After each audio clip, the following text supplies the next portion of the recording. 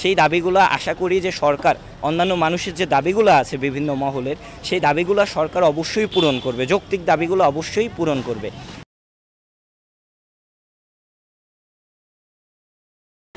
এখন দেশের মধ্যে যে রাজনৈতিক দলগুলো আছে, আমার মনে হয় আসলে এই দলগুলোর থেকে আসলে আমরা যা আশা করি তা পূরণ করা সম্ভব না।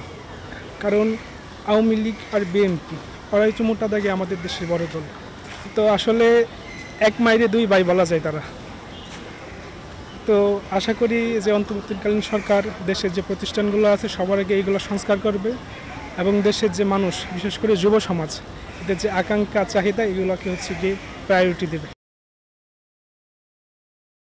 মানে আইন শৃঙ্খলা বাহিনী থেকে শুরু করে সকল পর্যায়ে যে একটা স্থিতিশীল অবস্থা ফিরিয়ে আনা, ওইটার জন্য অবভিয়াসলি একটা সময় লাগবে। কারণ আমরা শূন্য থেকে শুরু করতেছি। আমরা ধরে নিতে পারি আমাদের কাছে স্বৈরাচার কোনো ধরনের রাষ্ট্র ব্যবস্থা রেখে যায়নি। তারা যেটা রেখে গেছে ওইটা হচ্ছে একটা পরিবার ভিত্তিক কি বলা যায়, ডিক্টেটরশিপ। তো ওই জায়গা থেকে আমার মনে হচ্ছে যে আমরা খুবই ভালো করতেছি। কারণ সকলের মনে যেই সততা নেই এবং ন্যায়ের প্রতি যেই অনুরাগ, সেটা সবার মধ্যে আছে। তো সেই দৃষ্টিকোণ থেকে আমার মনে হচ্ছে যে ইন্টারিম গভর্নমেন্ট ভালো করবে। যতদিন হোক না কেন সেই আশা আকাঙ্ক্ষাগুলো, আকাঙ্ক্ষাগুলো যতদিন না পূরণ হবে, ততদিন পর্যন্ত আমি আশা রাখি এই গভর্নমেন্ট থাকবে এবং অন্যান্য রাজনৈতিক দলগুলোও তাকে অবশ্যই অবশ্যই অবশ্যই সহায়তা করবে। কারণ ওই রাজনৈতিক দলগুলো তাদের কার্যক্রম পরিচালনা করতে পারেনি এতদিন। সুতরাং আমি আশা করতেছি যে এই গভর্নমেন্ট ভালো করবে এবং আমাদের জন্য সুন্দর, গণতান্ত্রিক, ন্যায়ভিত্তিক, সাম্যভিত্তিক একটা সমাজ ব্যবস্থা এবং রাষ্ট্র ব্যবস্থা রেখে যাবে।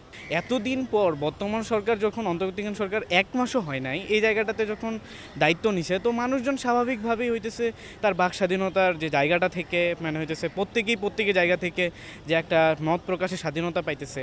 তো সেই জায়গা থেকে মানে আমার কাছে মনে হয় যে সরকার একটু মানে এক জায়গা থেকে বলতেছে যে হইতেছে সরকার চাপে আছে বা হইতেছে এই সরকার তার কাজগুলো করতে পারতেছে না। হ্যাঁ, অবভিয়াসলি এটা ঠিক আছে যে বর্তমান সরকারকে একটু আমাদেরকে সময় দেওয়া উচিত। কারণ এতদিন থেকে একটা স্বৈরাচার সরকার যখন দেশে হইতেছে মুভমেন্ট কোনো কিছুই আমাদের মানে ছিল না, সেই জায়গা থেকে সরকারকে আমরা মানে সময় দিলে আমার কাছে মনে হয় যে হইতেছে আমাদের যে এক্সপেকটেশনের যে জায়গাটা বা হইতেছে আমাদের যে এতদিনের যে দাবি দাবাগুলো, তাহলে হইতেছে আমার কাছে মনে হয় যে সামনে হয়তো বা আমরা মানে নেক্সট মানে যে হইতেছে আমাদের মানে সুফলটা আমরা হয়তো পাবো। এই